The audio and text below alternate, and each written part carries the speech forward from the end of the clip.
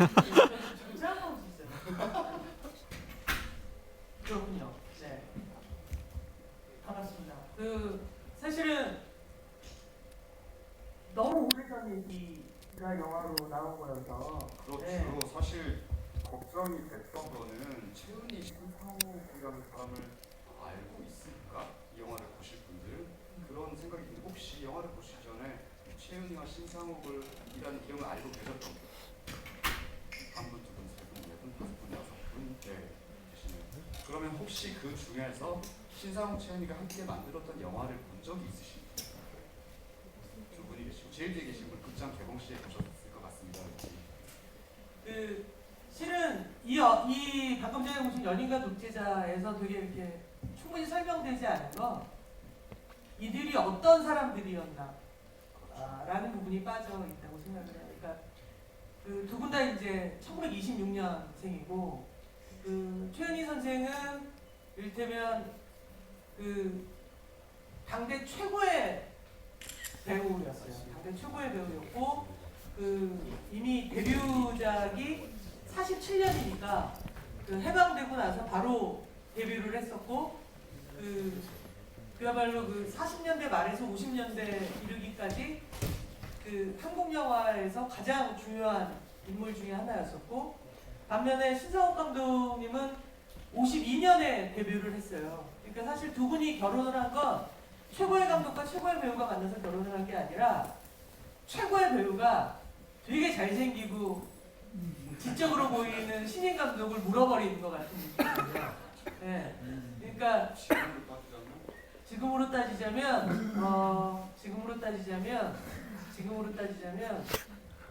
이영애 그렇죠. 전성기의 네. 이영애가 이영애가 영화 두 편 계속 말아먹고 갈 길이 불안한 상태의 박찬욱 감독과 결혼했어요. 시절에 박찬욱을 이렇게 딱 집어서 결혼한 거죠. 그리고 두 사람이 그 이후로 사실은 거기에 대한 또 뒷이야기도 있는데요. 최은희 씨가 사실은 결혼을 한 번 한 적이 있었죠? 결혼이 아니라 사실혼 관계. 되게 유명한 촬영 기사님이랑 사실혼 관계에 있다가 이제 신상옥 감독하고 결혼을 한 거고 둘은 그야말로 승승장구를 합니다. 흥비로 승승장구를 해서 가장 재밌는 에피소드가 뭐냐면 1961년에 있었던 그러니까 당시에 가장 유명했던 커플이 두 커플이 있었어요. 이쪽에서는 신상옥, 최은희가 있었고 다른 한쪽에는 당시에 한국 멜로 영화의 거장이라고 불리우는 홍성기 감독과 그의 부인인 김지미라는 또 이를테면 당대 배우 정말 아름다웠던 배우가 있어요. 둘이 동시에 이제 야사에 따르면 애초에 그 기획은 신상옥 감독님에 의해서 시작됐다 그래요. 그래서 춘향전을 영화로 만들기도 한 겁니다. 그래서 사실은 무리죠. 그때 춘향 역할을 최은희 선생님이 하기엔 이미 무리인 나이. 그 당시에 최은희 씨가 나이가 어느 정도 됐었죠? 그러니까 60년, 그러니까 34, 5이니까 춘향전을 하기는 조금 네, 춘향 역할을 하기에는 10대 감성이 조금 안 느껴지잖아요. 그러니까 그래서 최은희 그러니까 신상옥 감독이 성춘향이라는 영화를 준비를 하고 있는데 갑자기 딴 쪽에서 홍성기라는 감독이 김지미와 함께 춘향전을 한다는 거예요. 그러니까 이영애와 박찬욱이 영화를 만들려고 그러는데 전지현이 최동원 감독과 최동원 감독과 똑같은 컨셉의 영화를 동시에 만들어서 개봉을 하려고 하는 상황이 벌어진 거죠. 그래서 막 이거는 개봉되기 전부터 난리였고 두 편 다 지금하고 똑같아요. 구정 대목을 노리고 이제 개봉을 준비하고 있는 거죠. 그리고 당연히 홍성기 감독이 먼저 영화를 만들어서 이미 개봉을 했어요. 되게 잘 되고 있는 상황에서 이 영화가 개봉을 해서 당시에 서울에서만 서울 개봉 74일 만에 38만 명의 관객이 봤대요. 당시 서울 인구가 250만 명이었대요. 그럼 250만 명에서 극장 갈 수 없는 사람 앞뒤로 다 빼고 나면 요즘 천만 영화 같은 느낌인 거죠. 그렇죠. 다 본 거예요. 서울 사람 다 본 거예요. 그래서 당시에 이몽룡 역할은 김진규 선생님이 하셨었고 그다음에 저 개인적으로는 당시 배우 중에 되게 제일 좋아하는 배우 중에 한 명인 도금봉 씨가 향단 역할로 나오고 그리고 돌아가셨지만 나중에 임권택 감독님 영화에도 큰 영향을 끼쳤던 김소희 명창이 전체적으로 이 음악 김소희 명창이 창이 나와는 영화였고 이를테면 후반 작업 현상이나 이런 걸 전부 다 일본에서 해온 그러니까 굉장히 완성도 높은 영화를 만든 거예요. 그래서 뒤집어 엎으면서 그야말로 한국 영화의 전성기가 된 거죠. 그러니까 정말 농담이 아니라 박찬욱 감독님 기분 나빠할까? 박찬욱은 여기 오늘 기분 나빠요. 관계에 있으신 분. 잘 살고 계시니까, 잘 살고 행복하시니까. 그러니까 정말 그런 커플이 드디어 그냥 할까봐. 그러니까 그런 커플이 이를테면 60년대를 막 우장창창 가면서 엄청난 흥행을 하고 그러면서 신상욱 감독은 꿈을 꾸는 거죠. 헐리우드 스튜디오 시스템을 내가 한국에서 만들어 버릴 거야. 그래서 거대한 스튜디오를 짓고 그 다음에 예술 고등학교, 그러니까 학교도 짓고 그게 안양예술. 예, 안양예술고등학교. 그러면서 계속 영화를 만들고 그러던 어느 날 이제 이것도 이제 루머인데 70년대 아니 60년대 70년대 이제 박정희 정권 때 이제 전태일 분신이 벌어지는 전태일 열사가 이제 청계 피복상가에서 분신을 한 그거에 신상업들이 굉장히 크게 영향을 받아서 전태일에 관한 영화를 만들겠다라고 얘기를 했다가 강하게 정부와 부딪히면서 그 얼마 뒤에 어떤 영화가 이제 당시엔 검열이 되게 셌을 때였는데 검열에서 잘린 거예요. 그 장면이 뭐냐면 여배우의 상반신 노출한 장면이었는데 검열에서 잘렸는데 감독님이 그거를 예고편에 넣어가지고 예고편을 때려버린 거예요. 그러면서 신필름 자체가 영화사가 등록이 취소가 됩니다.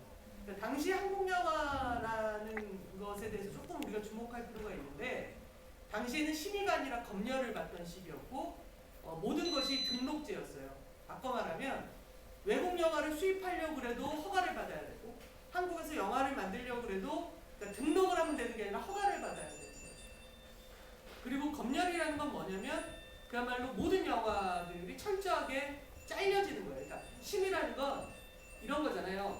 영화를 보고 이거는 15세 이하는 보면 안 되겠는데 그럼 18세로 합시다 이런 게 심의잖아요. 검열이라는 건 뭐냐면 검열관이 자르는 거예요. 이건 누구에게도 보여줘서는 안 돼! 이러고 막 자르는 거예요. 어떤 경우도 있냐면 그렇게 검열을 하다 보면 막 자르니까 자른 거 딱 빼놓고 붙여보면 말이 안 맞잖아요. 그럼 검열관이 야 이거 말이 안 되는데 우리가 이걸 말 되게 해줄까? 하고 자기들이 편집을 하는 거예요. 그러니까 정말 한국 영화가 한때 아시아에서 가장 잘 나가던 시절이 있었어요. 순식간에 망해버리는 거죠 한국 영화가. 말도 안 되는 검열, 그 다음에 표현의 자유가 없고 모든 것이 등록제고 그러다 보면 이제 70년대 말까지 한국 영화는 딱 세 종류의 영화밖에 없었어요. 하나는 새마을 영화나 단공 영화. 영화죠. 네. 정책 영화. 또 다른 하나는 전혀 문제가 되지 않을 만한 소설을 갖고 오는 거예요. 이를테면 김동인의 감자. 문예 영화. 네, 문예 영화라고. 그다음에 이제 나머지 하나가 뭐냐면 그럼에도 불구하고 난 흥행으로 끝장을 내겠어. 에마 부인. 왜냐면 그런 류의 영화들은 당시에는 TV를 통해서 전혀 볼 수 없으니까. 그래서 에로 영화들. 전 아직도 기억나는 게 1989년도에 제가 처음으로 다큐멘터리를 아시아에서 여성으로 산다는 것을 만들어서 베를린 영화제였던 것 같은데 거기를 갔는데 뭔가 저도 언어가 안 되니까 외국어 잘 안 되니까 당시에는 영화진흥위원회가 아니라 영화진흥공사였었어요. 그래서 영화진흥공사 부스에 가서 부탁을 해서 좀 대행으로 부탁을 하자. 그러고 딱 갔는데 정말 에로 영화 전문샵 같은 부스였었거든요. 그리고 그리고 당시에 영진공 직원분이 무슨 영화예요 이거? 그래서 독립영화인데요. 독립군에 다른 영화를 외국 사람들이 좋아해요? 그렇게 얘기했을 이게 정말 오래전 얘기 같지만 오래전이 아니라 30년도 안 된. 그쵸. 제가 75년생인데요. 제가 어릴 때 제가 10대를 지나면서까지 사실 너 갑자기 마이크 되게 좋아하지? 좋았었어요. 정말 90년대 갑자기 한국 영화 르네상스가 오기 전까지 한국 영화는 방화라는 이름으로 불렸었고 한국 영화를 보러 간다는 거는 일단 기본적으로 헐리우드 영화를 보고 나서 그 당시 제 세대에게는 그냥 에로 영화. 질을 낮은 영화를 본다는 것과 마찬가지의 취급을 당하는 때였는데 그게 저는 이를테면 신감 70년대 어떤 박정희 정권의 어떤 유신 체제와 영화 검열이 큰 영향을 끼쳤어요. 그 당시 사실 50년대, 60년대까지만 해도 초창기 신상욱 감독과 최은희의 클립들이 보면 굉장히 글래머러스 하잖아요. 어떤 헐리우드의 어떤 화려함 같은 게 보여요. 정말로 멋있었어요. 한국 영화가. 근데 유신 시대가 들어가면서 문화라는 것 자체가 완전히 암흑기에 들어가고 영화라는 것이 거의 제대로 된 영화를 만들 수 없는 시기가 한 10년 이상 계속되면서 그리고 대표적으로 이런 크리에이티브한 한국 영화의 천재였던 신상욱 감독의 신필름 같은 경우가 완전히 강압적으로 문을 닫으면서 한국 영화가 이를테면 단절이 됐어요. 전통이 완전히 단절이 돼버린 거죠. 그런 면에서 그러니까 당시의 감독님들은 문예 영화를 만들던가 그러니까 임권택 감독님이 당시에 엄청나게 영화를 많이 만드셨는데 어떤 영화는 자기가 만들었는지조차 알 수 없는 그러니까 TV에서 어떤 옛날 한국 영화를 틀어주고 있어서 이렇게 봤는데 저건 뭐지? 근데 나중에 보니까 감독이 자기더라. 그러니까 만들고 싶은 영화를 만든 게 아니라 만들어야만 하는 영화를 만들었던 시기에 근데 그 와중에도 막 보석 같은 영화들은 있어요. 이를테면 임권택 감독님이 반공 영화로 만들었던 짝꿍 같은 경우는 훌륭하죠. 정말 너무나 훌륭한 영화였고 또는 이쪽에서는 이두영 감독님 같은 분이 액션 영화의 맥을 그럼에도 불구하고 이어가고 그러다가 80년대 들어서면서 뭐 이장호 감독님이나 배창호 감독님이나 또 유명세 감독님 같은 분들이 간헐적으로 영화들을 만들고 있지만 그러던 와중에 영화진흥공사는 영화진흥위원회가 됐고 김대중 정부 들어서면서 검열이 없어지면서 심의로 바뀌게 되고 그래서 한국 영화가 조금씩 줄이다가 90년대 들어서면서 이를테면 박찬욱 감독의 JSA, 홍상수 감독의 돼지가 우물에 빠진 날 뭐 이런 영화들이 마구 나오면서 새로운 한국 영화가 시작된 거예요. 그러니까 요즘 한국 영화에 대해서 우리가 이야기할 때 다른 나라와 다르게 우리가 되게 단절된 것처럼 얘기를 해요.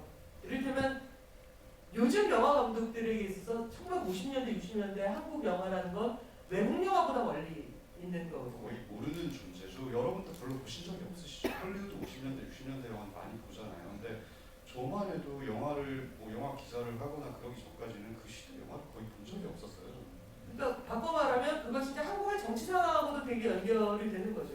그러니까 완전히 단절되어졌던 것에서 90년대에 들어서면서 새로운 물결들이 나오기 시작하고 그러면서 새로운 형태가 만들어지고 거기에 또 하나 결정적인 건 뭐냐면 저는 신상욱 감독님의 헐리우드 시스템을 만들겠어는 정부와 상관없이 망했을 것이다라고 보는 편인데 왜냐하면 헐리우드 시스템을 만들기 위해서는 자본이 독점돼야 돼요. 그래서 기술과 인력과 배급, 시장까지가 모라일체가 되어야지 산업이 광범위해지거든요. 근데 당시에 이를테면 제가 미래라는 영화를 2002년에 만들었을 때만 해도 지방 흥행 성적을 알 수가 없었어요. 뭐냐면 지방 흥행사들이 따로 있었죠. 네. 그리고 거기서 돈이 안 올라와요. 그러니까 조금 전에 제가 60년대 성춘향 영화에 가면 서울관객이라고 얘기한 게 서울관객외에는 집계가 안 되는 거예요. 그냥 어디서 상영되는지조차 알 수가 없어요. 지금 무슨 얘기냐면 한 편의 영화로 올 곳이 얻을 수 있는 이익이 굉장히 극소화된 거예요. 그렇다면 지방에 극장이 없었냐? 아니요. 1960년대 당시에 전주에 70mm 전용 극장만 3군데가 있었어요. 왜냐하면 사람들이 TV를 많이 보던 시절이 아니니까 유일하게 영상으로 극장에서만 보니까 아무리 작은 동네에 가도 극장들은 다 있었거든요. 그러니까 그런 식으로 자본이 이게 집중이 되지 않다 보니까 또는 배급과 일원화되어 있지 않다 보니까 근데 이러는 것이 이를테면 사실은 우리가 요즘 극장의 독과점 뭐 이런 비판을 많이 합니다만 사실은 이 대기업 자본이 들어와서 기획사부터 배급까지를 관여하게 되면서 사실은 한국 영화 시장이 천만 시장이 되게 된 거예요. 전국의 극장 체인들이 바로 지금 몇 명이 들었는지를 알 수 있게 만들어 준다거나, 그러니까 이게 이제 명과 암이 있는 거죠.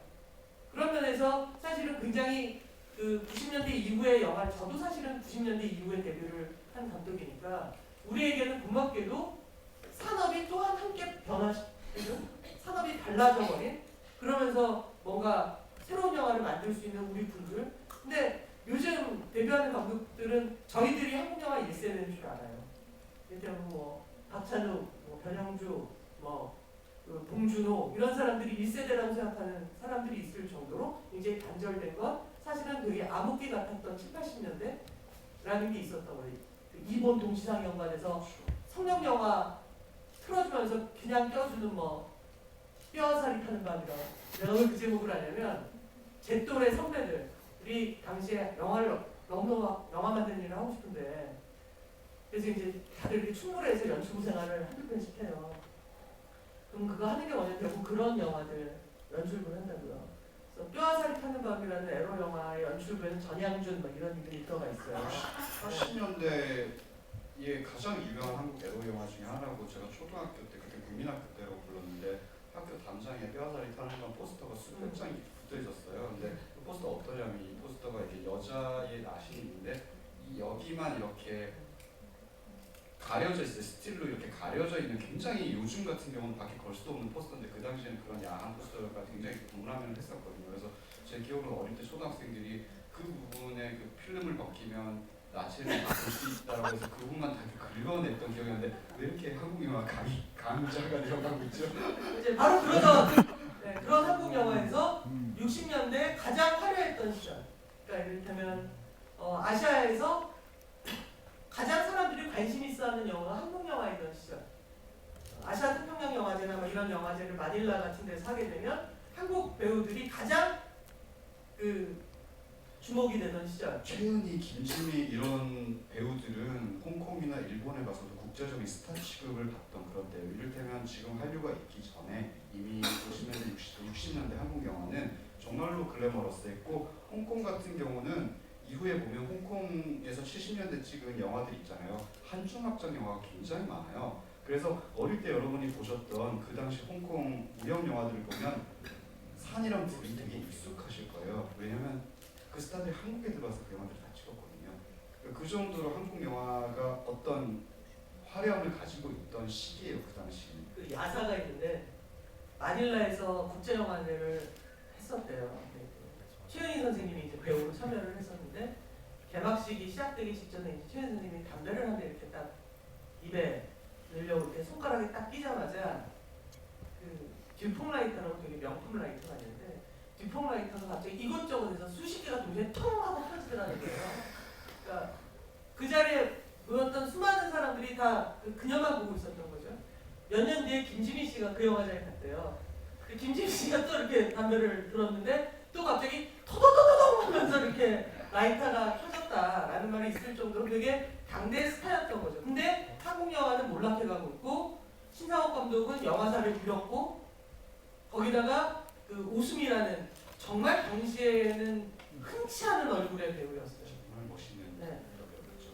그 배우와 살림을 차려서 아이를 낳았고, 아이를 둘이나 낳았습니다. 그리고 최은희 선생님은 이제 조용히 안양예술학교에서 그 학교 교장으로 얌전히 모든 것을 잊고 있는 것처럼 살고 있던 어느 날이었던 거예요. 그러니까 이거를 보시기 전에 그 정보가 좀 필요하세요. 사실은 이 두 사람이 그 당시 어떤 상황이었는가. 정말 감독님 말대로 한국 영화의 어떤 스탠다드를 하던 가장 거물이던 감독은 더 이상 영화를 만들 수 없는 처지에 됐고, 영화사도 완전히 몰락해버렸고, 그런 상황에서 신상옥, 최은희라는 이 불멸의 커플은 지금의 이를테면 뭐 고소영, 장동건 같은 커플이라고 할 수 있는데, 불멸의 커플은 신상옥 감독이 오수미라는 젊은 배우와 사실 사랑에 빠지면서 나가서 애를 이미 둘이나 낳은 거예요. 근데 이 영화에서는 두 자제분들이 나오잖아요. 그분들은 최은희 씨가 입양을 해서 신상옥 감독이랑 같이 키우던 두 명의, 그러니까 양자와 양녀고요. 그 이후에 둘이 더 있어요. 그들은 오수미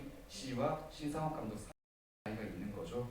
네, 그리고 사실 최은희 씨도 전성기는 지난 상태였어요. 70년대 후반이면. 제가 그래서 얼마 전에 윤여정 선생님 만나가지고 혹시 저 때 납치되던 때 기억나시냐고 저기 그랬는데 그때는 이 두 사람이 정확하게 납치됐는지 북한에 들어가서 어떻게 살고 있는지 몇 년 정도 알려지지 않아 80년대 초반까지 알려지지가 않았었어요. 그냥 어느 순간 사라져버린 거예요 두 사람이. 그래서 사람들의 말에 따르면 둘이 납치돼서 북한에서 뭐 영화를 만들고 있다 이런 소문이 돌았던 상태인데 그때 영화계에서 이렇겠다요. 최은희 씨가 자기 홍콩으로 간다는 이야기를 되게 많이 했었대요 납치되기 전에. 근데 그 후배 여배우들이 앉아가지고 이런 얘기를 했대요. 최은희 씨가 갈 때 이런 얘기를 했었나 봐요. 홍콩에서 양귀비 블록버스터를 만드는데 나를 주연으로 캐스팅하려고 그런다. 그게 사실이었는지 아니었는지 모르겠지만 그랬는데 그 당시 최은희 씨의 어떤 배우로서의 지위가 어느 정도였냐면 후배 여배우들이 모여서 아니 늙어서 인기도 다 떨어졌는데 홍콩 영화사에서 왜 자기를 양귀비로 캐스팅해? 라고 하고 좀 약간 비웃는 분위기가 있었대요. 그러니까 그 두 사람이 어떻게 보면 굉장히 절박한 상황에 북한에 납치를 간 건데 그런데 그런 절박한 상황에 납치가 됐기 때문에 이후에 이들이 자진월북한 것이 아닌가라는 설이 그렇게 파다하게 돌았던 거예요.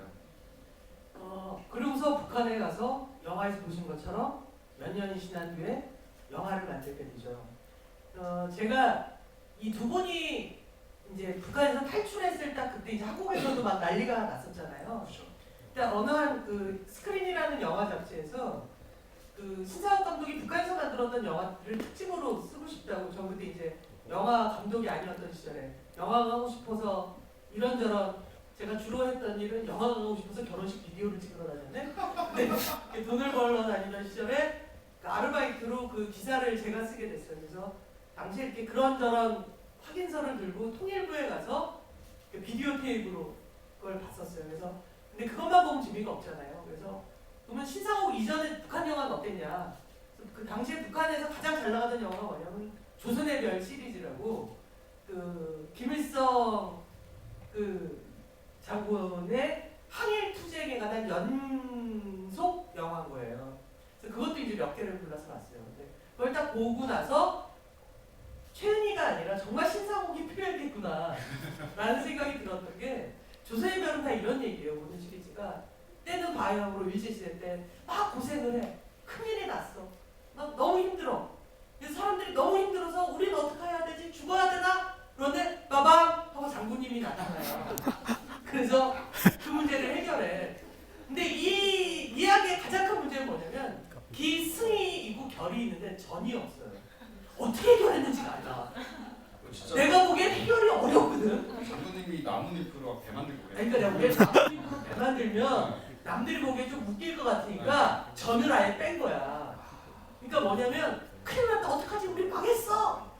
그러면 장군님이 나타나서 어떻게 해결을 해야 하는 모습을 보는 게 영화에서 제일 재밌는 거잖아. 그러니까 007로 따지면 제임스 본드가 러시아 스파이를 봤다? 그 다음 장면이 죽어있는 러시아 스파이 007이 마티니를 마시고 떠나. 그러니까 모든 영화가 그런 거예요. 그러니까 뭐냐면 그 선전선동 영화를 프로파간다 영화들이. 딴 데 가서 배운 것 같아. 당시에 러시아는 중국 영화가 안 그랬거든요. 러시아가 네. 동국과는 영화를 굉장히 잘 만들었어요. 네. 소비에트 시절에도 사실. 근데 거기엔 또 어떤 것도 있냐면 문학적인 문제도 있는 거예요. 그 일제시대 때 그리고 해방이 되면서 실제로 한국전쟁 시기에 우리나라에서 가장 문학을 잘하는 사람은 전부 다 월북을 했었습니다. 대부분. 근데 이 사람들이 한국전쟁이 끝나고 그 김일성 정부가 박헌영 일파를 숙청하는 과정에서 모두 숙청당해요. 대부분이. 그러니까 어떤 문학적인 것들이 단절되고 그런 상태에서 어떤 그 일당독재를 향해서 모든 것이 집중을 하다 보니까 이야기 구조가 만들어지질 않는 거죠. 그러니까 조선의 별은 이게 그렇게 북한에서 그렇게 인기가 많았다고 하는데 볼 수가 없는 거예요. 너무 이게 지루한 영화였어요. 억지로 맡겼죠. 네. 끌려가서 보지 않았어요. 그러다가 그런 영화를 보다가 신상욱 감독이 소금을 봤는데 이건 헐리우드 영화인 거야. 소금은 어떤 얘기냐면 비슷한 얘기예요. 일시대 때 그 일단 일본군이 만주에 있는 조선인을 괴롭히고 싶어서 소금의 반입을 막아버린 거예요. 그래서 그러니까 소금이 없으면 사람들이 먹고 살 방법이 없잖아.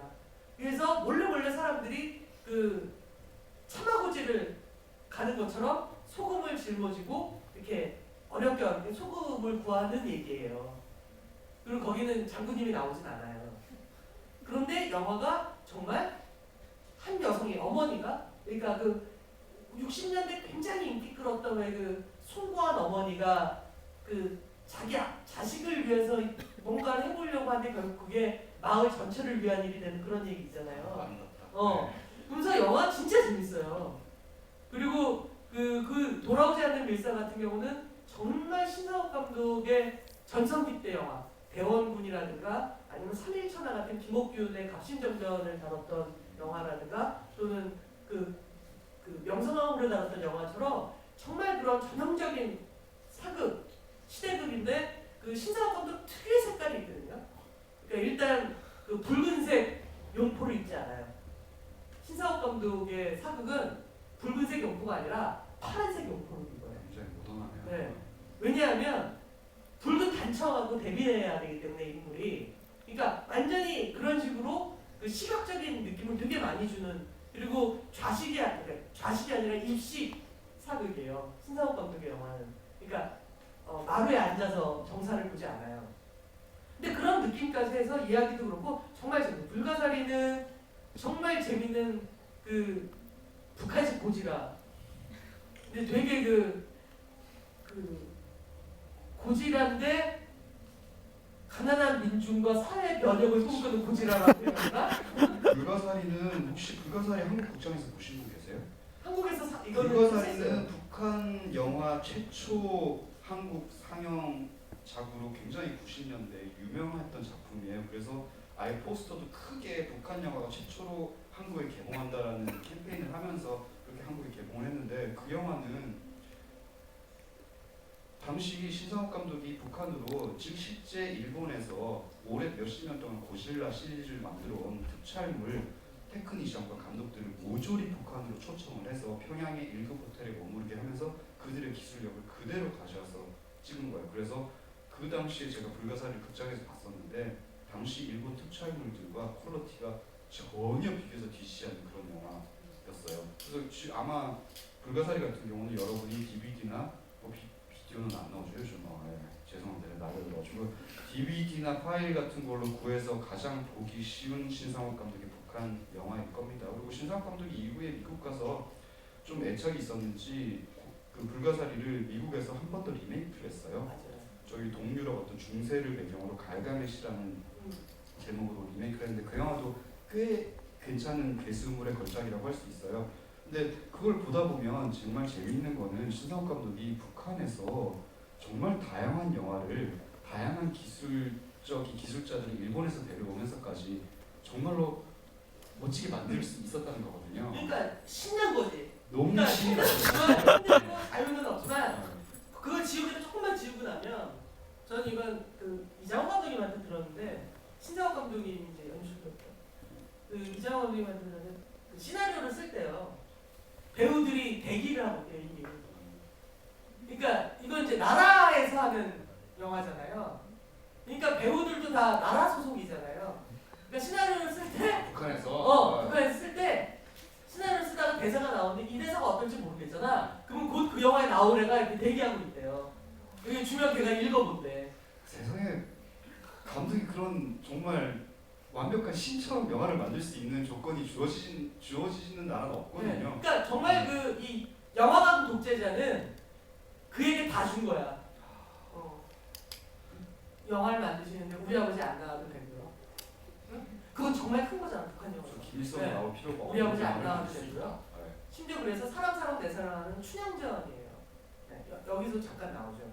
근데 당시 북한은 김일성의 지시로 멜로 영화를 절대 만들 수 없는 게 법으로 정해져 있었는데 최초로 신상욱 감독이 그동안 예외적으로 멜로 영화를 만들 수 있는 기회가 주어진 거예요. 그러니까는 제가 보기에 이후에 뭐 아직까지도 그래서 잦은 얼굴이다라는 이야기들이 너무 많잖아요. 그 정도로, 그러니까 정말 그러니까 이런 거죠. 그 아버지 안 나와도 되고 하고 싶은 거 다 하셔도 되고, 그런데 저기 교화소에 계실 때 느끼셨잖아요. 가난한 사람 편에 쓴 것처럼만 좀 보이시면 됩니다. 딱 이랬을 거라고. 응? 근데 어차피 그 김정일의 이 육성이 들리면서 육성으로 꼬시는 부분이 있잖아요, 사실. 어차피 한국 영화 엉망진창이지 않느냐. 박정희 정권 때문에 반공 영화를 만들어야 되는데, 아니 여기서 이데올로기에 상관없이 풍족한 물자를 가지고 만드시라고 했으면 감독님이면 어떤 선택을 하셨을 것 같아요? 네? 저는 근데 일단 저는 안 내려갔을 것 같은데요. 만약 내려갔다 치고 내가 네. 하고 싶은 거 다 만들게 준다고? 그렇죠. 그 대신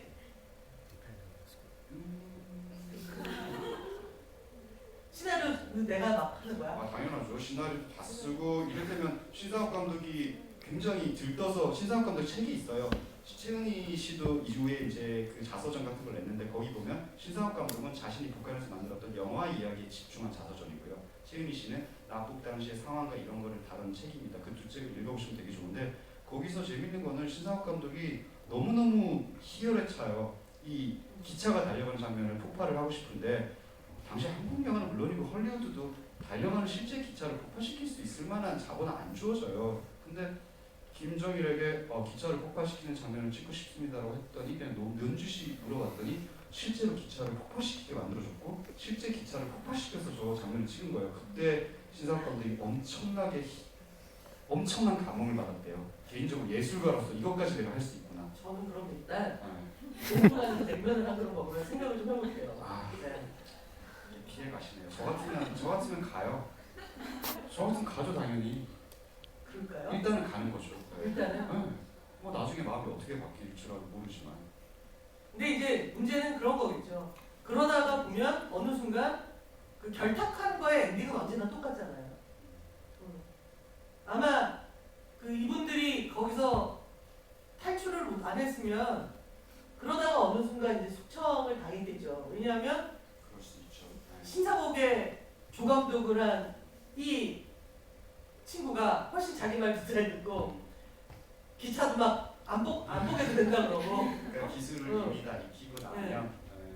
그럴 테니까 그런 면에서 사실은 그 정말 천당과 지옥을 끊임없이 오고 가는 느낌이었겠죠. 그렇죠. 예. 그래서 그 영화들이 아마 구하실 수 있을지 모르겠는데 소금도 그렇고 돌아오지 않는 밀수나 불가사리는 이 다큐멘터리에서 이렇게 클립으로 나와 있는데 굉장히 좋아요. 굉장히 영화가 신상옥 감독 영화 같습니다. 근데 신상욱 감독님의 영화가 어떤지 잘 모르실 거예요. 감독님 같은 경우는 그 낙북 전에 그 신필름을 하던 60년대 신상욱 감독의 여러분 모두 보셨을 만한 영화가 하나 있죠. 사랑방 손님 사랑방 국방 손님과 전차를 보지 않았어도 어느 한 장면은 기본 기억이 나죠. 항상 네. 남지 않아요. 오키 나오는 그게 바로 그 두 분의 대표작이에요. 그것도 굉장히 데이트를 쳤었고 그 다음에 그 신사옥 감독님 영화들은 그 우리나라 그 영상자료원에서 DVD 세트로 나와 있거든요.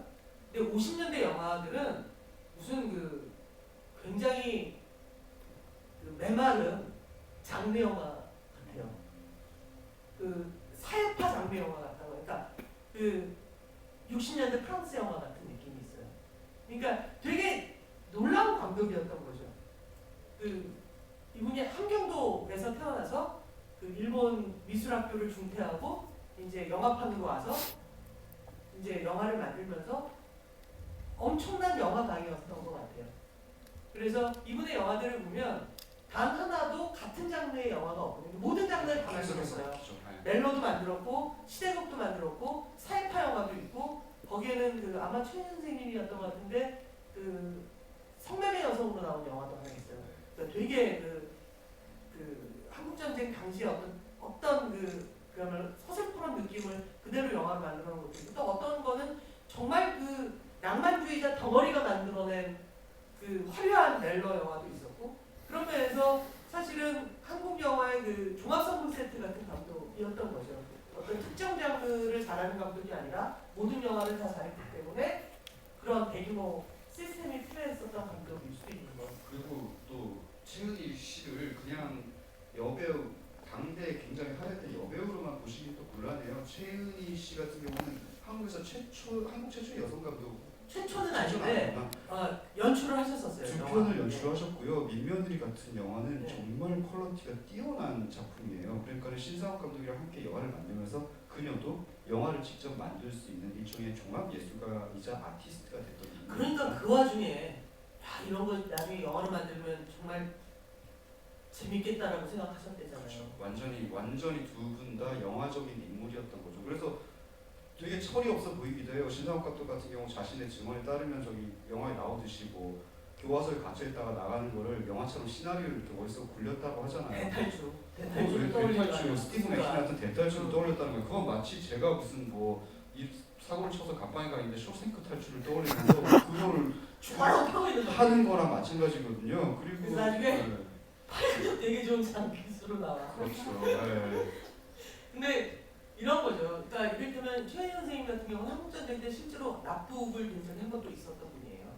그러니까 한국전쟁 당시에 월북한 배우인 심영이라는 분에 의해서 납북이 됐다가 꽤 많은 이제 영화인들이 서울이 이제 북한이 점령하고 난 뒤에 많이들 납북을 당해요.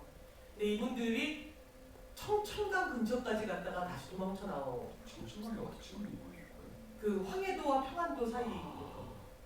근데 그때를 얘기하시면서도 그 탈출하는 과정을 이거 나중에 영화로 만들면 너무 죽이겠다는 생각을 그 어린 배우가 20대 배우가 한 거예요. 그러니까 머릿속이 온통 그 생각밖에 없는 두 명이었던 거죠.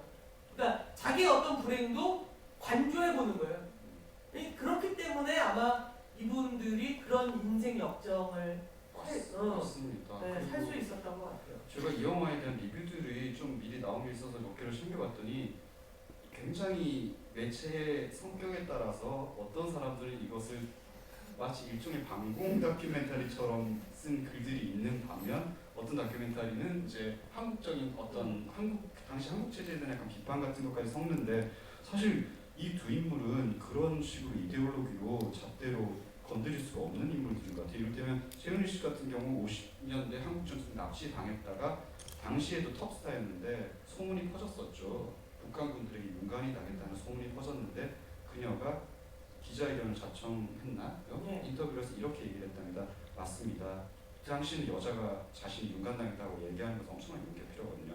윤관당했습니다. 성폭력을 당했는데 그 사람은 이민군이 아니라 한국군 헌병대장이었습니다. 라고 했어요. 그리고 이후에 이들이 이제 북한에 가고 나서 미국으로 다시 돌아오게 되잖아요. 근데 한국으로 돌아올 수가 없는 상황이었겠죠, 그 당시는. 그랬을 것 같고 그다음 미국으로 가서도 또 신나게 영화를 만드시죠. 네. 닌자. 신상욱 감독의 미국 이후의 행보가 잘 안 알려주는데 미국으로 가서 닌자 키드 시리즈라는 거를 디즈니랑 함께 만들었는데 그 영화들이 비디오 시장에서 엄청난 데이트를 기록했어요. 그러면 재밌지 않아요? 그 엄청난 일을 겪고 딱 탈출해서 뭐 만드냐면 닌자 키드. 미국 애들이 이게 닌자의 어떤 무술을 배워가지고 악당들이랑 싸우는 80년대 되게 싸구려 약간 비디오 영화 같은 느낌이에요. 근데 그것이 엄청난 히트를 쳐서 한 3편 정도까지가 계속 비디오로 개봉을 했을 거예요.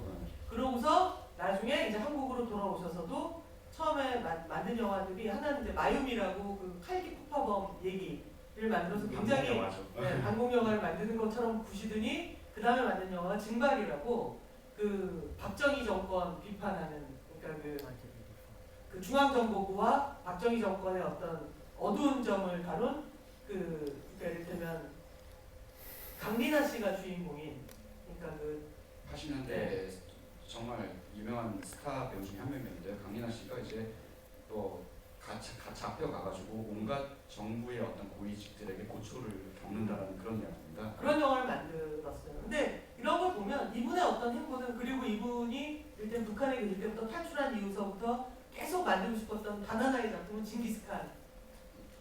그러니까 징기스칸을 주인공으로 영화를 만들고 그러니까 엄청난 블록버스터 영화를 만들고 싶었던 게 이분의 꿈이었대요. 근데 북한에서 만들고 오셨어야죠 그러면.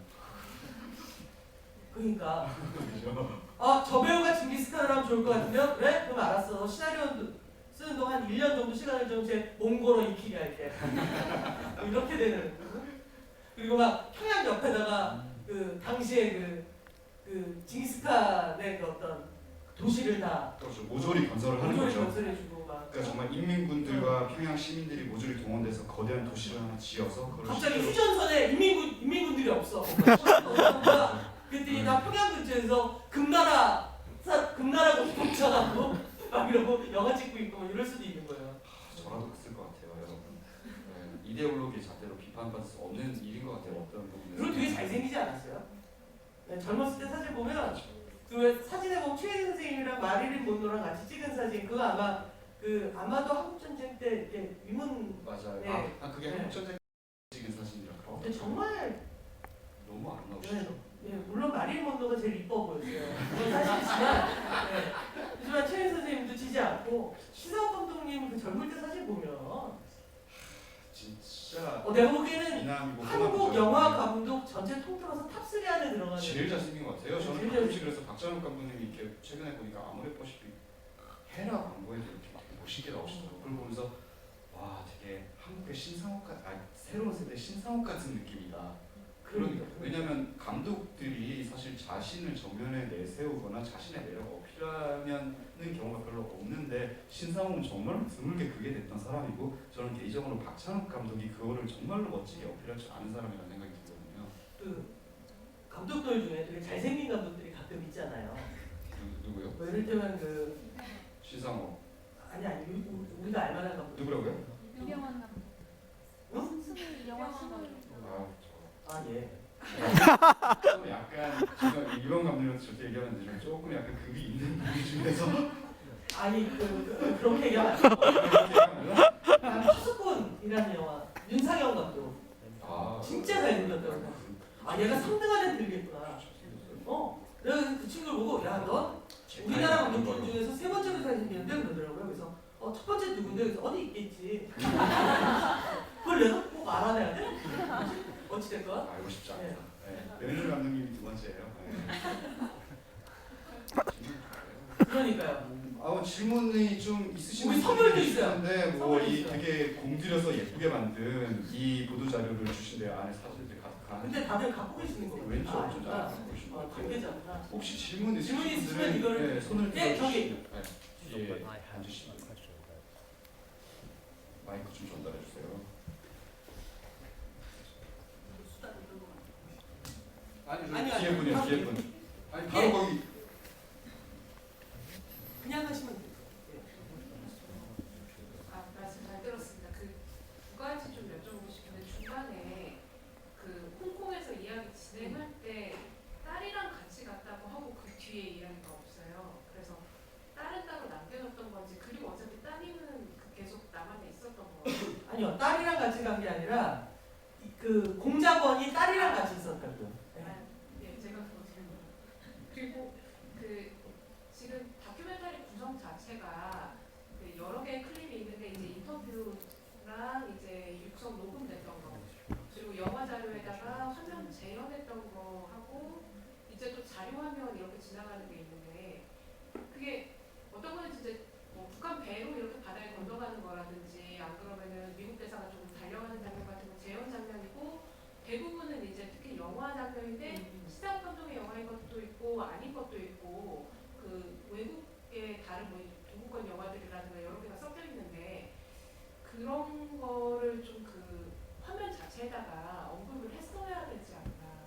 예, 저도 그렇게 생각해요. 그리고 그게 동북권 영화가 아니라 돌아오지 않는 밀사의 어떤 장면들을 넣은 거. 전부 신상욱 감독의 영화긴 해요. 예. 그런데 그걸 보면서 저도 자막을 달아서 네. 신상욱 감독이 몇 년도 영화라고 나왔으면 참 좋았겠다는 네. 생각을 했는데 근데 그건 것 같아요. 이게 이 사람들은 영국 감독들이에요. 굉장히 젊은 영국 감독들이잖아요. 근데 이들이 이것은 한국 개봉을 염두에 두고 찍은 영화는 아니란 말이죠.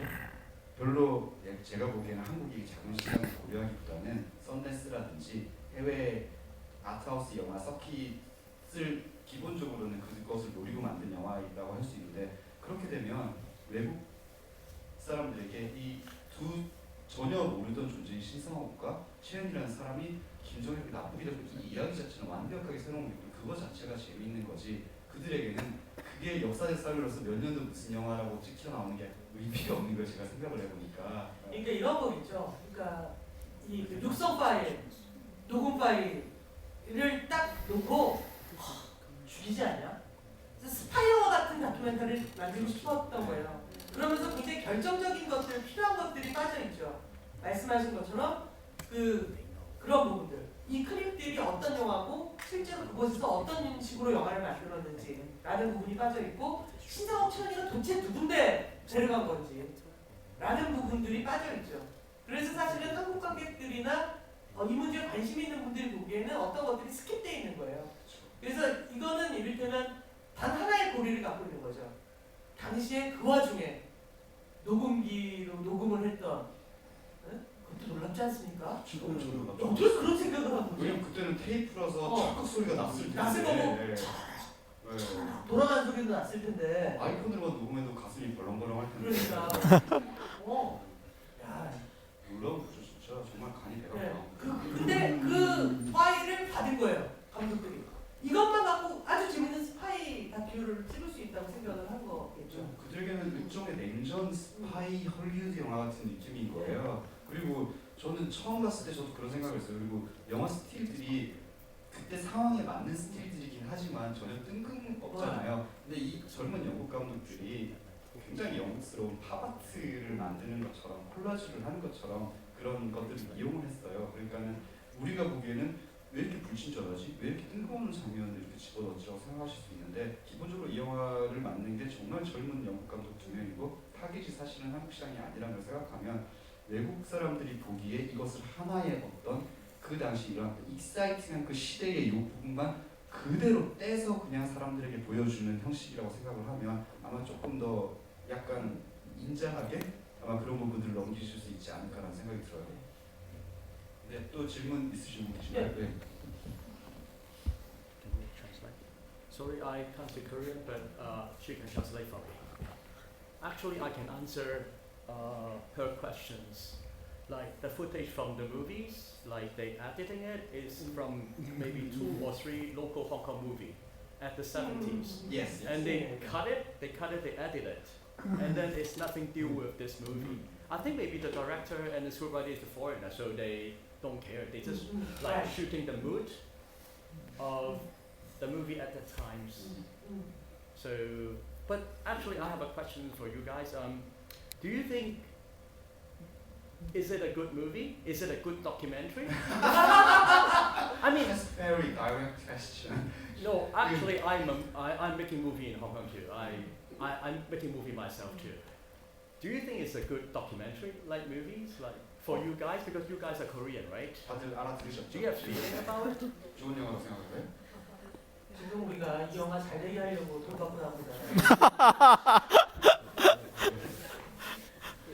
제가 2주 전인가요? 3주 전인가요? 우디 알렌 감독의 소사이어티 카페 소사이어티를 하러 왔을 때도 똑같은 상황이 직면했어요.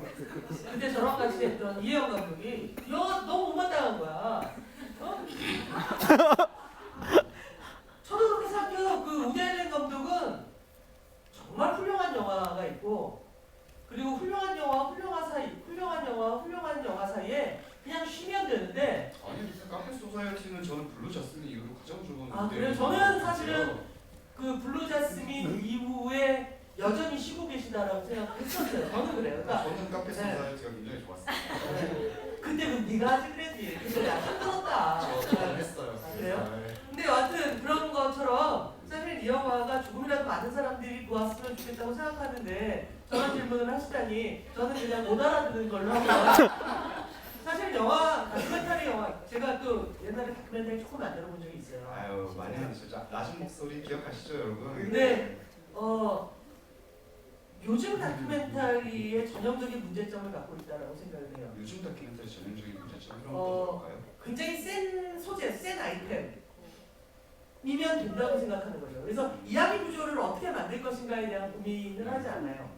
그러니까 이거는 이 영화의 문제가 아니라 한국에서 만들어지고 있는 굉장히 정치적인 다큐멘터리들이 요즘 많지 않습니까? 독립 다큐멘터리들이. 거기서도 동일하게 나타나는 현상인데 그 관객을 설득하기 위해서 제일 필요한 건 이야기라고 생각해요. 그리고 다큐멘터리도 이야기가 있어요.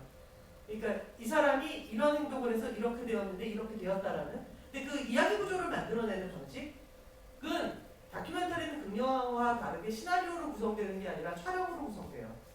그걸 끊임없이 생각하면서 찍어내야 돼요. 근데 이 영화는 안타깝게도 찍어낼 수 있는 것들이 많지 않았을 것 같다. 그러니까 그 음성 파일 외에는 딱히 없었을 것 같다. 왜? 그 당시를 얘기해 줄 수 있는 생생한 사람들의 다양한 말들을 들으려면 이 감독들이 제일 먼저 해야 되는 게 뭐냐면 당시 한국 영화 공부를 해야 돼요. 그러니까 해야 되는 공부가 되게 많아요.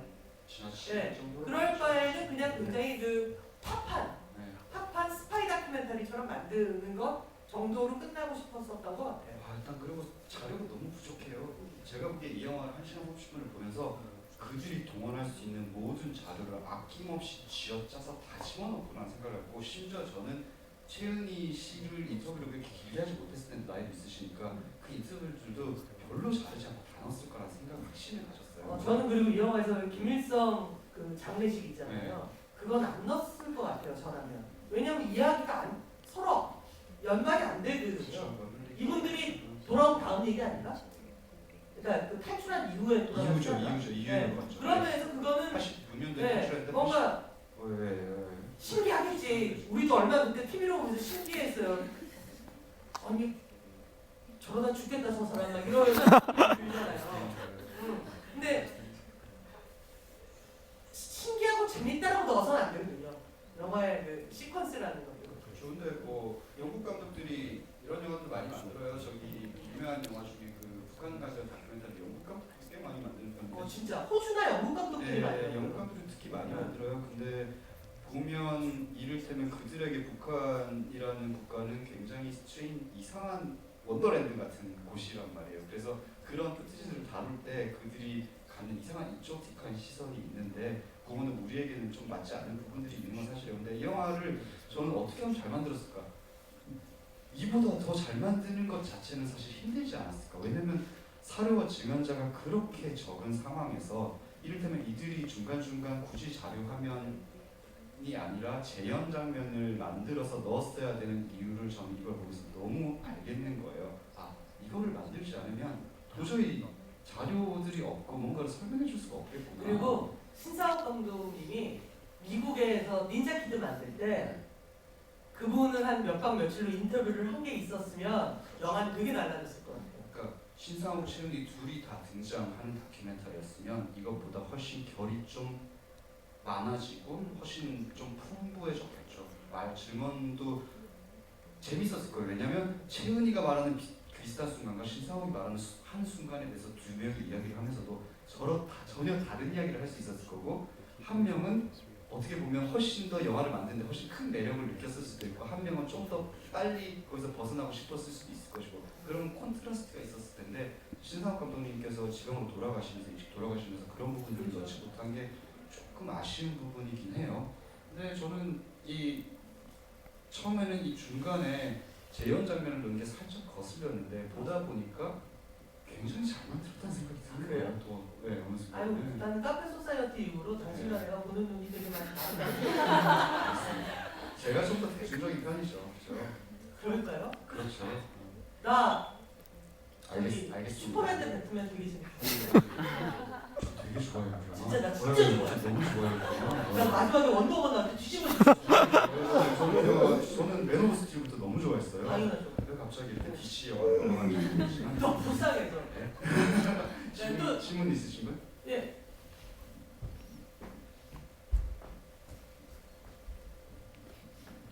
네, 말씀 잘 듣고 있습니다.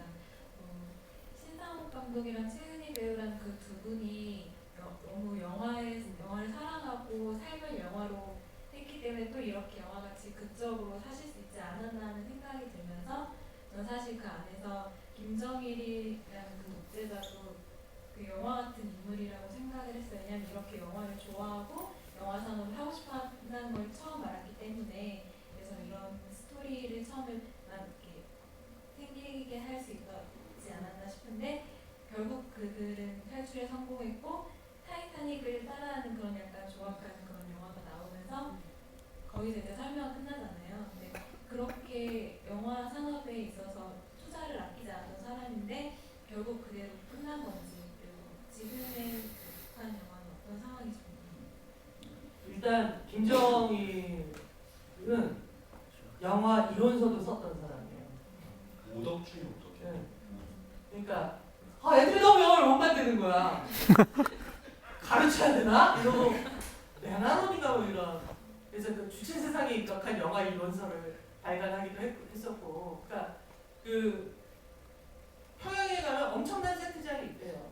그러니까 정말 이 사람은 대부분의 독재자들은 선전선동의 도구로서 영화를 되게 많이 서포트하잖아요. 그러니까 히틀러도 일단 그런 식으로 서포트를 했었고. 미셸 승리 같은 네. 멘트를 만들었고. 근데 이 사람은 지가 그냥 영화를 좋아하는 사람이었던 거죠. 김정일 같은 경우는 뭐 전 세계 영화들이 당시에 다 모여있는 자기 영화 도서관이 따로 있었고요.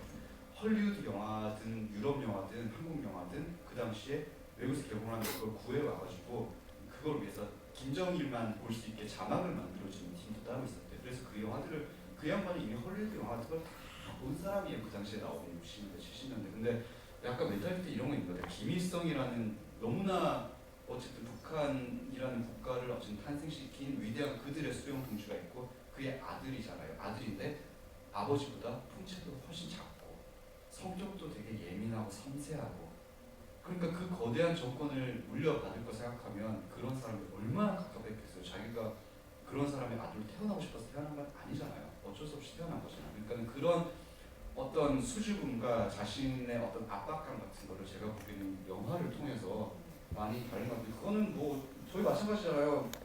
힘든 일이 많을 때 영화로 위안을 받거나 그런 경험을 통해서 뭐 영화를 실제로 시작하는 사람도 있듯이 약간 예술가적인 그러니까 원래는 예술가 태어나서 예술가가 됐어야 하는 사람인데 어쩔 수 없이 한 국가를 다스려는 어떤 법을 맡은 사람이고 그렇기 때문에 영화에 좀 더 집착을 하지 않았을까. 신기한 건 제가 듣기로는 다른 케이스긴 하지만 그 80년대 1980년대 한국을 집권했던 그 모 독재자의 아드님이 또 그렇게 영화관이 같대요. 전두환 앞이요. 네. 전두환 몇 장? 그 저기 시공사 사장. 아 그분이 네. 전두환 아드님께서 전재용이죠. 네. 그분이 엄청나게 문화를 좋아하는 분이어서 시공사를 내 가지고 시공사는 심지어 굉장히 많은 시도를 했어요. 나 낮은 목소리 막 준비할 때 제작비 지원을 하려고 했었어요.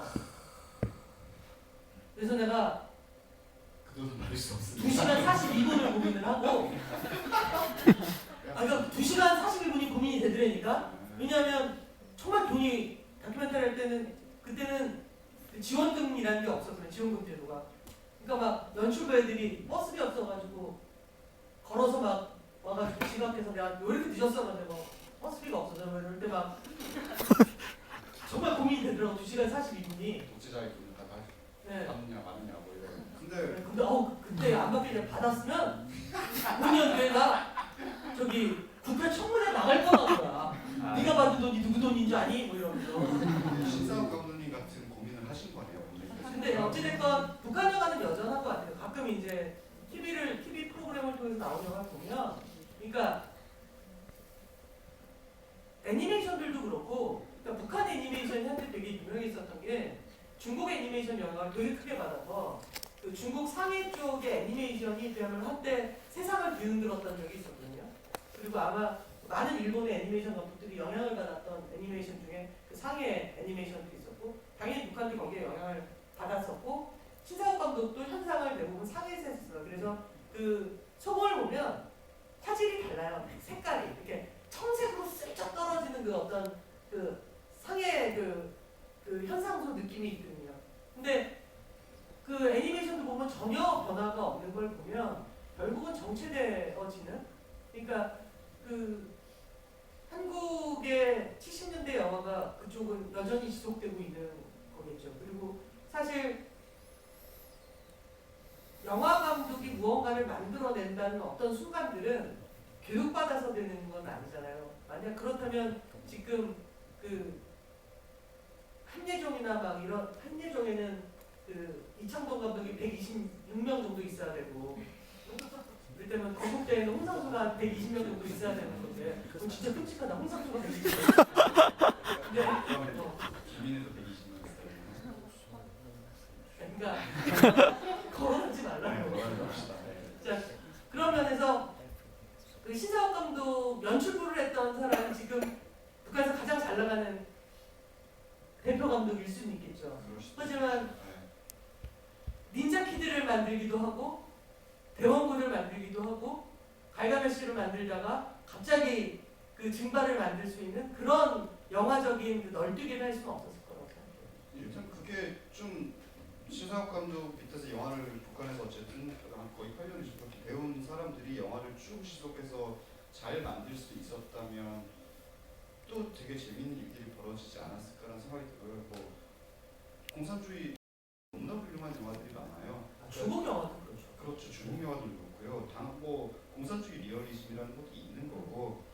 체제 압박을 당한다고 해서 예술이 완벽하게 그냥 메마르고 사라지지는 않거든요. 그러니까 누군가는 무언가를 계속해서 만들었을 텐데 그것들을 어쨌든 좀 다 저희도 볼 수 있으면 얼마나 좋을까라는 생각이 들어요. 그리고 한국의 역사를 보면 사실 60년대 후반, 70년대 초반까지만 해도 북한이 한국보다 경제적으로 훨씬 뛰어나고 잘 살았던 거 아시죠? 국민소득도 높았고. 그럼 70년대 이후에 역전이 시작이 된 거는 사실 60년대 말에 70년대 이전에. 그러니까는 당시에 즉 70년대 말에 북한과 남한의 경제 격차가 많이 벌어지고 있긴 했지만 지금처럼 압도적인 격차가 있는 두 국가가 아니었어요. 어느 정도는 경제적으로든 외교적으로든 문화적으로든 수준 차이가 그렇게 나지 않는 상황에서 그렇게 올라간 거였어요. 그러니까 지금처럼 지금의 박찬욱과 지금의 북한으로 가는 거랑은 많이 다른 이야기라는 거예요. 그러니까 그 당시에 어쨌든 김정일이 경제적으로 저는 그런 것도 있었을 거라고 생각해요. 경제적으로 60년대 후반, 70년대 초반 정도까지만 해도 정말 북한이 자기들이 생각하는 부국강명 남한보다 훨씬 뛰어나게 가고 있었는데 그게 모든 것이 역전이 되는 상황에서 영화라도 더 잘 만들어 보고 싶다라는 욕심이 있었을 것 같다는 생각은 했어요. 그러니까 북한이 덜 가난하던 시절, 그렇죠. 인민들이 먹고는 살 수 있던 시절. 네. 그러니까 그런 기차를 뽀개줄 수 있겠죠. 지금처럼 기아로 시달리고 이러던 시절이 아니에요. 북한도 저 당시에는. 심지어 그 60년대에 중국이 대기근이 들었을 때 북한에서 쌀을 중국으로 보내주기도 했었어요. 하지만 그때 저희는 장충 체육관을 지을 돈이 없어서 필리핀에서 원조를 받아서 체육관을 지었어야 되는 국가였습니다.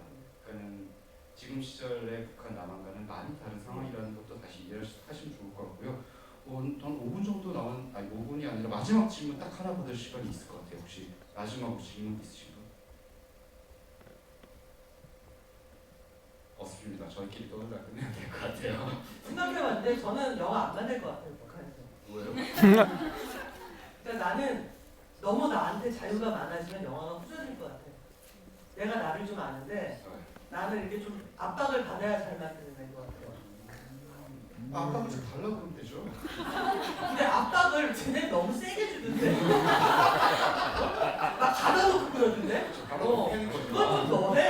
네. 그런 거 말고. 네. 근데 저도 사실 어떤 영화들을 좋아하냐면 저는 이렇게 영화 비평을 하기 때문에 항상 약간 감독님한테 이런 얘기를 하는 걸 그렇게 좋아하지는 않지만 어떤 자유의 제약이 있을 때 좋은 영화들이 나오는 것 같아요. 이를테면 헐리우드 영화들도 되게 유명한 감독들의 최고의 걸작은 자신이 모든 자유를 누릴 수 있었을 때 마음껏 만든 게 아니라 스튜디오의 제약이 엄청 심하고 거기서 싸워서 투쟁해 가면서 영화를 만들었을 때 타협을 한 것 같지만 그 사이에서 뭔가 자기가 만들고 싶은 것들을 팍팍 집어넣었을 때 정말 좋은 영화들이 사실은 나오거든요. 근데 그럼에도 불구하고 그런 욕망은 있잖아요. 정말 내가 돈과 스튜디오와 이내 매니지먼트사 이런 거에 대한 방해 하나도 안 받고 진짜로 내가 만들고 싶은 대로 다 만들어 보고 싶다라는 거.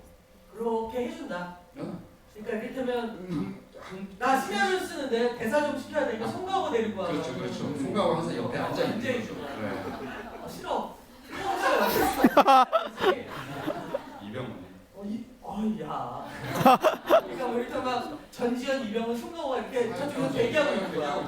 막 카톡 게임 하고 있는 거야. 그래서 저 감독 아직도 시나리오 안 나왔다며? 뭐 이러면서. 그리고 뭐 찍을 때 자 강호야 저기 30m 위에서 물로 뛰어내려봐 뭐 약간 이런 느낌으로다가 배우들도 마음대로 할 수 있고. 영화가 좋을까요, 과연? 영화는 안 좋겠지만. 네, 영화는 안 좋겠지만 제 기분은 좋겠고요. 제 기분은 좋겠네. 근데 어찌됐든 그 한국 현대사라는 게 되게 이렇게 엄청난 일이 있었는데 그 풍운하처럼 흘러갔던. 그러니까 사실은 저는 최인 선생님보다는 신상옥이라는 감독님이 만약 살아계셨다면 정말 한 4박 5일 정도 딱 옆에 앉아서 인터뷰를 하고 싶은 사람인 것 같아요. 그러니까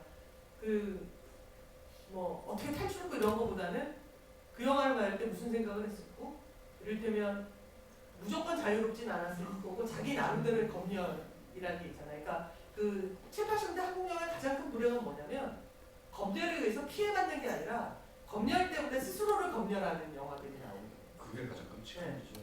그런 것처럼 이 사람 역시도 끊임없이 자기 검열의 과정 속에서 그걸 어떻게 이겨냈는지라는 그런 얘기를, 그러니까 어떻게 보면 남북 문제가 아니라 그 사이를 오고 갔던 어떤 풍운하가 자기 영화를 어떻게 만들었는지에 관한 얘기인 이가 만약에 구술받을 수 있다면 그건 정말 궁금할 것 같고, 또한 저 개인적으로는 이분들은 저를 당연히 모르겠지만, 그러니까 그리고 이분들의 연출부 생활을 한 적도 없지만 세례받은 것 같은 감독들이 있거든요. 그러니까 그분들의 영화를 통해서. 일단 전 임권택 감독님의 연출부를 단 한 번도 해본 적이 없지만 임권택 감독님의 8, 90년대 영화를 보면서 세례받은 느낌이 있는 것처럼 신상옥 감독님의 60년대 영화들의 어떤 것들을 극장에서 보지 못했지만 분명히 세례받은 어떤 게 있고, 그것은 제가 가장 큰 영향을 받았던 그 서구 유럽의 영화들만큼 저한테 중요한 거였기 때문에 비록 영국에서 만든 영화긴 하지만 그 한국 영화 감독들의 어떤 그 풍나 같은 영화들, 그러니까 풍나 같은 삶 말고요. 삶은 그냥 안전하고 조용히 행복하게 사는 게 좋은 거라고 생각을 하고, 그거 말고 이런 풍나 같은 시대 속을 전진할 수 있었던 이 감독의 어떤 창작에 대한 자기 고민들을 좀 더 많이 들을 수 있는 기회들이 있었으면 얼마나 좋을까라는 생각을 드네요. 그리고 저는 이 두 영국 감독에게 굉장히 감사해요. 한국 사람이라면 이 주제로 영화를 만들려고 들지 않았을 것 같아요. 그러니까 어쨌든 이 이야기가 다시 재조명을 받고 우리가 그들의 생생한 목소리와 최은희 씨의 아마도 마지막이 될 인터뷰까지 볼 수 있었던 거는, 어쨌든 영국에 있는 골 때리는 젊은 친구 둘이서 어느 날 이 이야기 사건을 접하고 와 이걸 영화로 만들어야겠다라고 시작하는 것에서부터 발단해서 영화가 결국 만들어서 우리가 볼 수 있게 된 거잖아요. 그래서 저는 이 감독들에게 직접 본다면 정말 재미있는 일을 해낸 거다라고 칭찬을 해주고 싶고, 여기서 보니까 최은 선생님 소피아 로렌 닮은 거예요. 아 그러네요. 네. 어쨌든 이 지브이가 이제 북한에 알려져가지고 저희가 납북이 돼서 상대로 지브이를 한번 이 영화요? 해보시고요. 네. 이거는 생각이 안 될 텐데. 평양에서 이렇게. 평양에서? 어쨌든 네, 한번 해보고 싶네요. 진짜 날 좀 널리 퍼뜨려주세요. 저희 납북되고 싶어요. 아니에요, 저도. 네, 시간이 다 됐고요. 마지막. 예, 그 즐거운 영화 관람이 되셨다고 좋을 것 같고요. 그러니까 제가 금년에 정말 이 라이브러리에서 이런 집이를 몇 번을 하면서 되게 좋은 공간 같아요. 그래서 영화도 보시고 또 이렇게 꽂혀 있는 책들도 구경하시고 그 쉬는 시간에 와서 지내시기 되게 좋은 곳 같아서 네, 되게 즐거운 시간이었습니다. 공고 멘트로 끝을 맺으시네요. 마지막으로 나 진짜 감독님께 시집을 사랑하나 봐. 큰 박수 한번 부탁드릴게요. 감사합니다. 네.